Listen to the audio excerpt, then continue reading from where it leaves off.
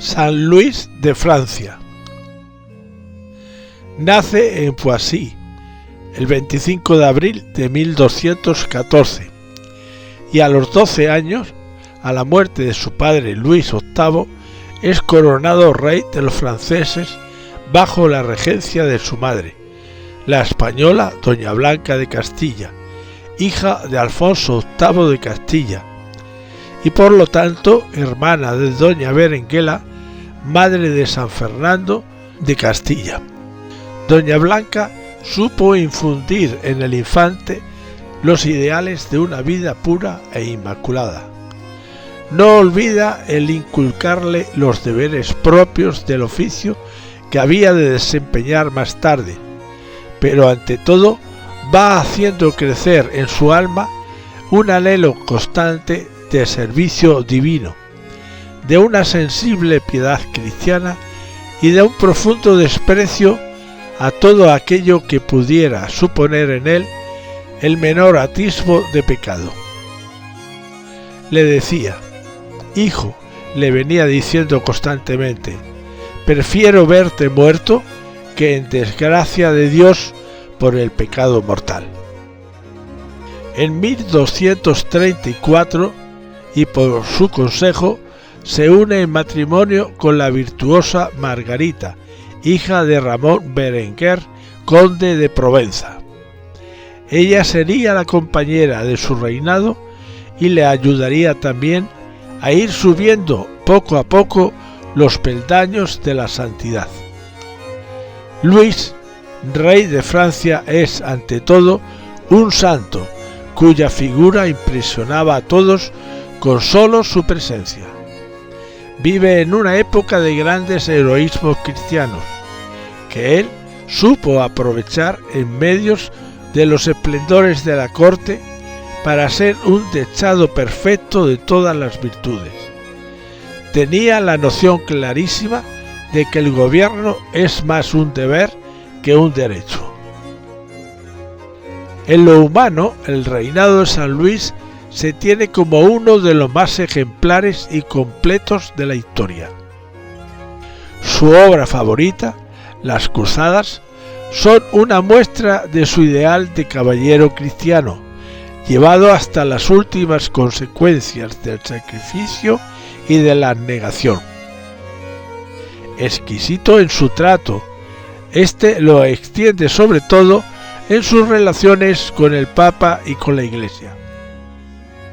Cuando por Europa arreciaba la lucha entre el emperador Federico II y el Papa, por causa de las investiduras y regalías, San Luis asume el papel de mediador, defendiendo en las situaciones más difíciles a la Iglesia.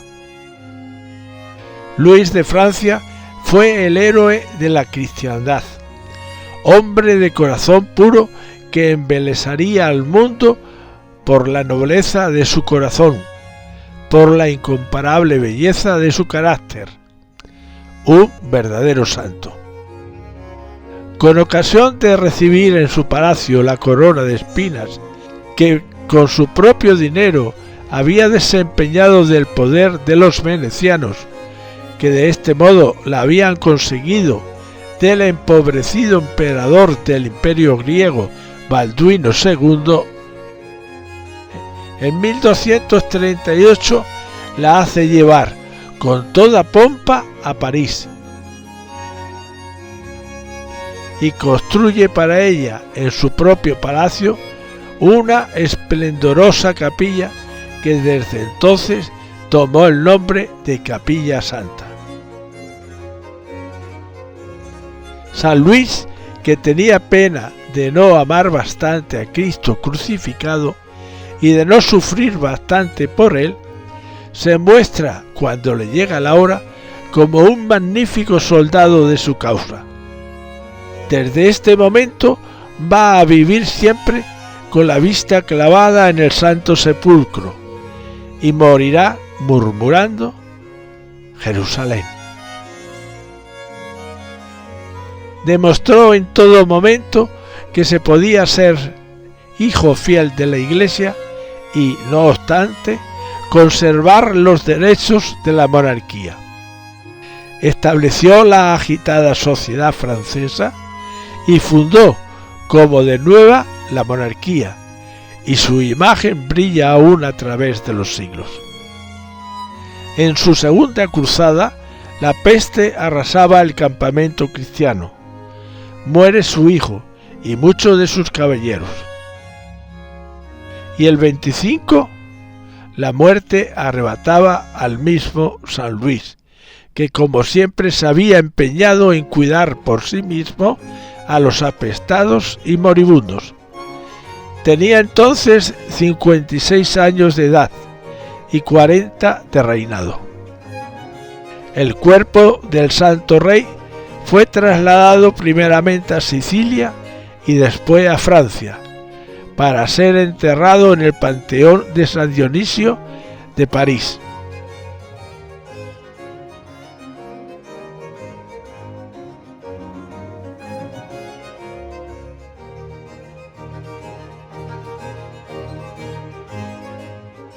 Unos años más tarde, el 11 de agosto de 1297, era solemnemente canonizado por su santidad el Papa Bonifacio VIII en la iglesia de San Francisco de Orvieto, Italia. Curiosa coincidencia el que dos hermanas, hijas del gran Alfonso VIII de Castillo, el de las Navas, Blanca y Berenguela, fueran madres de dos hijos, reyes y santos, San Luis de Francia y San Fernando de Castilla.